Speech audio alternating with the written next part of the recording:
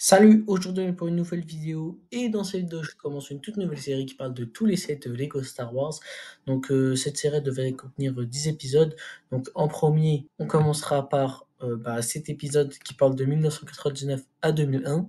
Ensuite il y aura la partie 2 qui devrait sortir dans 2-3 semaines. Donc elle parlera de 2002 à 2004. Ensuite la partie 3 de 2005 à 2008. La partie 4 de 2009 à 2011. La partie 5 de 2012 à 2013, la partie 6 de 2014 à 2015, la partie 7 de 2016 à 2018, la partie 8 de 2019 à 2020, la partie 9 de 2021 à 2022 et la partie 10 enfin de 2023 à 2024. Donc vous l'avez très bien compris, il devrait y avoir 10 épisodes comme je l'ai dit au début de la vidéo.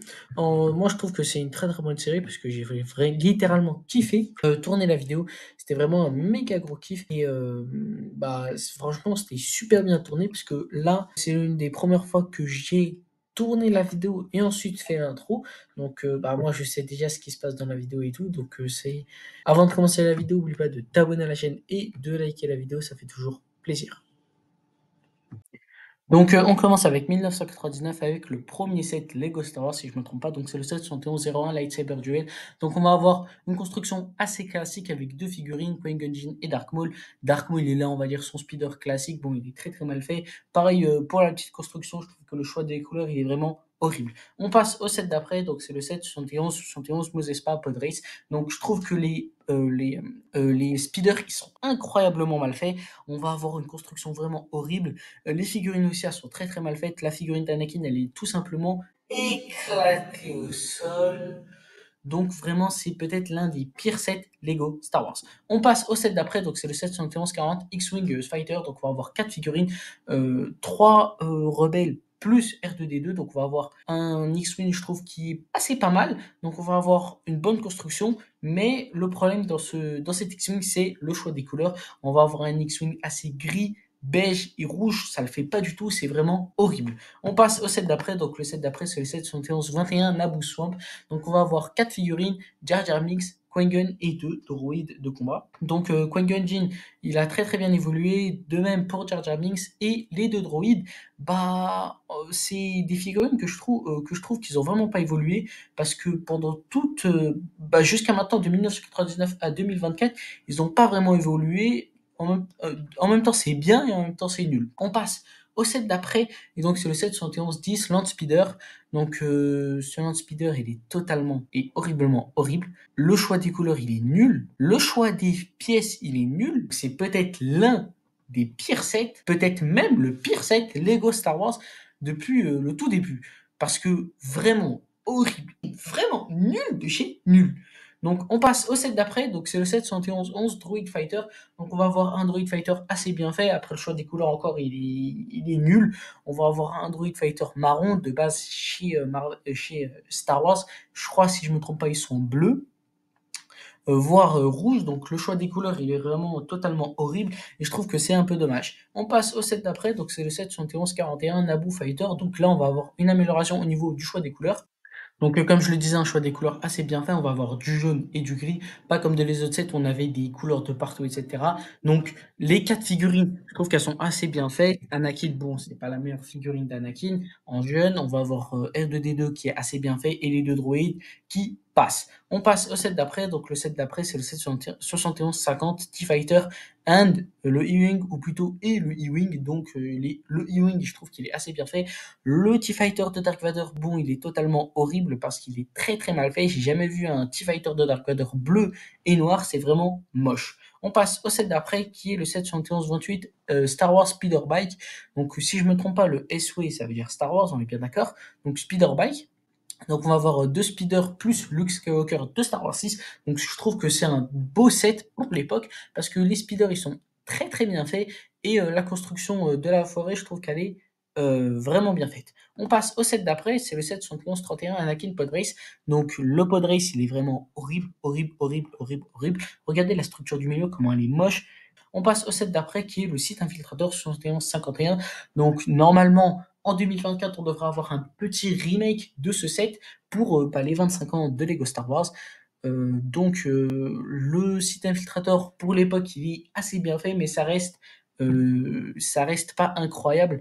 je le mettrais plutôt si demain je ferais une tier list Lego Star Wars, les 7 Lego Star Wars, je pense que je le passerais dans, les moyens. Parce que, OK, le choix des couleurs, il est pas terrible. La figurine de Dark Maul, elle me plaît. Pas de même pour ses petits droïdes et son speeder que je trouve assez bien fait. Donc je pense que je la mettrai dans les moyens. Donc on passe au set d'après, le set 71-61 Gun Soap. Donc on va avoir un vaisseau, on va dire, assez bien fait pour l'époque. Parce que le choix des couleurs ici, il est enfin bien fait, même s'il y a du gris et tout qui est mal placé, je trouve. Donc le bleu, je le trouve juste incroyable. Les figurines aussi, elles sont assez bien faites. On va avoir Qui-Gon, Obi-Wan et Jar Jar Binks. C'est de très très bonnes figurines pour l'époque. Après, Jar Jar Binks, c'est pas la masterclass, mais ça reste, je trouve, une bonne figurine. Après, la petite construction qui représente des pierres avec des algues, c'est assez bien fait en soi. On passe au set d'après, c'est le set 71-30 Snow Speeder, donc c'est le dernier set de l'année 1999 dans cette vidéo. Donc on va avoir un Snow Speeder, désolé, avec, je trouve qu'il est super bien fait. Je pense même que c'est peut-être le meilleur set de 1999.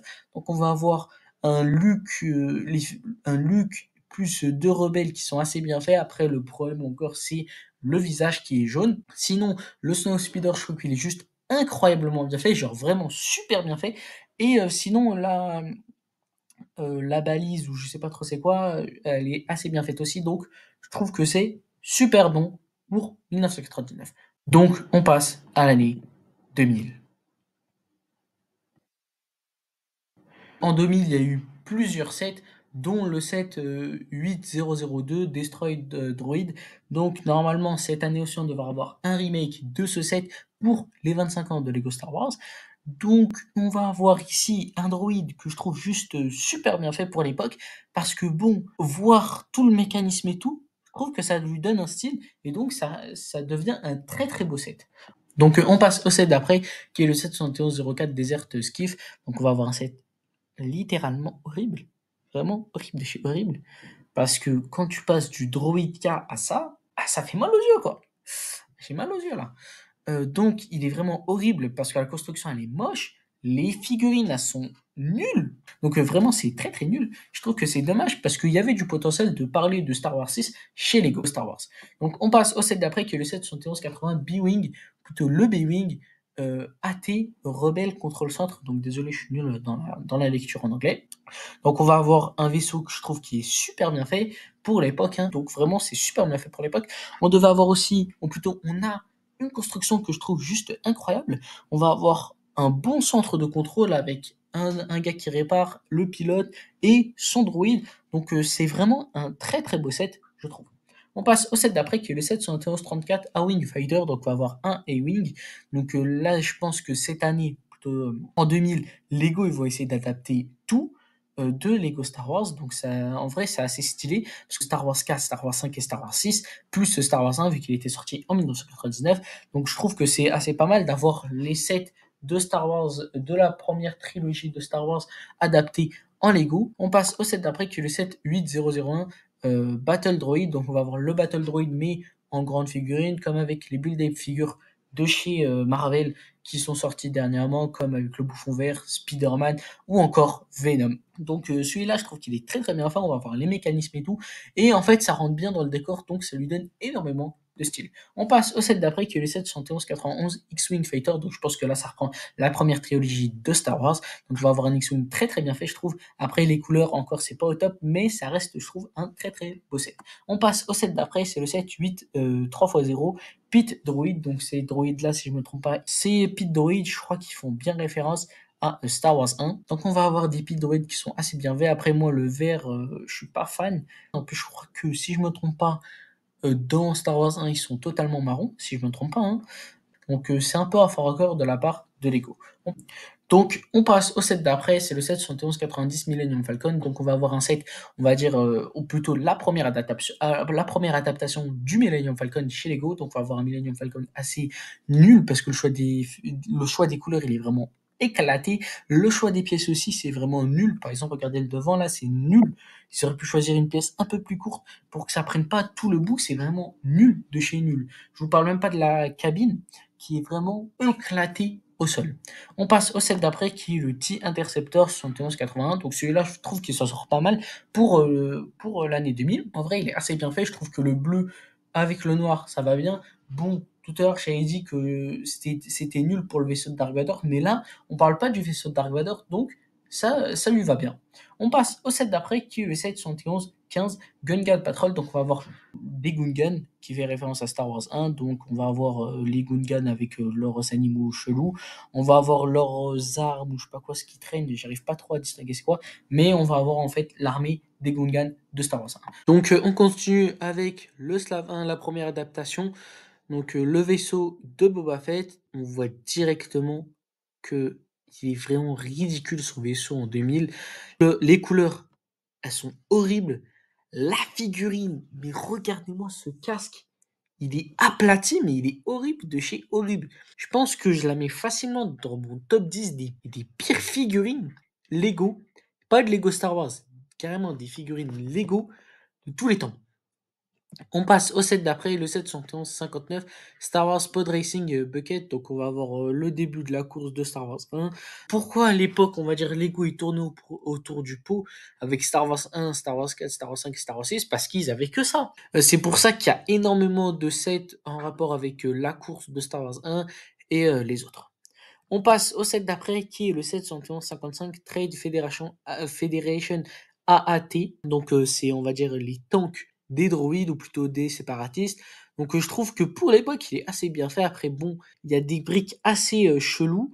Mais après, en vrai, ça reste, je trouve, un bon set. On passe au set d'après, qui est le set 71-24 Flash Speeder. La construction, en vrai, elle est pas mal. Surtout si on la compare au Speeder de Obi-Wan, qui est vraiment horrible. Donc là, la construction, elle est vraiment bien faite, elle est pas carrée. On va avoir de bonnes couleurs. Le gris, le vert, ça matchait vraiment très très bien. En plus, c'est en rapport avec les couleurs du vaisseau dans le film, plutôt du speeder dans le film. La figurine, elle est pas mal. Dommage que son visage il est jaune et qu'il est pas mieux dessiné. Le canon aussi, il est très très bien fait. Après, dommage qu'il peut, si il peut pivoter, désolé. Donc en vrai, c'est vraiment pas mal.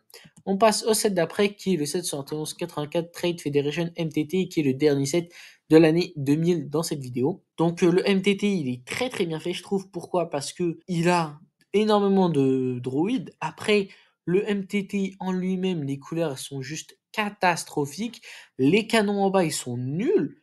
Tout est, plutôt pas tout, mais la majorité du set, il est nul, mis à part les figurines. Donc, on continue avec 2001. Donc 2001, c'est la dernière année présentée dans cette vidéo. Donc en soi, je pense que c'est la meilleure année des années présentées entre 1999, 2000 et 2001. On va avoir de bons sets. On a le Tantive 4, on va en parler après. On a d'autres sets que je trouve vraiment très très bien. Donc on commence avec le set 71-21 Imperial ATST. Donc elle est très très bien faite, je trouve. Après, bon, c'est pas la meilleure. Personnellement, je trouve qu'elle est mieux faite que la ATST de 2022 ou 2023, je me rappelle plus trop. Mais comment ça s'appelle? Mais je trouve qu'elle est largement mieux faite parce que les jambes, comment ils bougent, etc., c'est beaucoup mieux fait.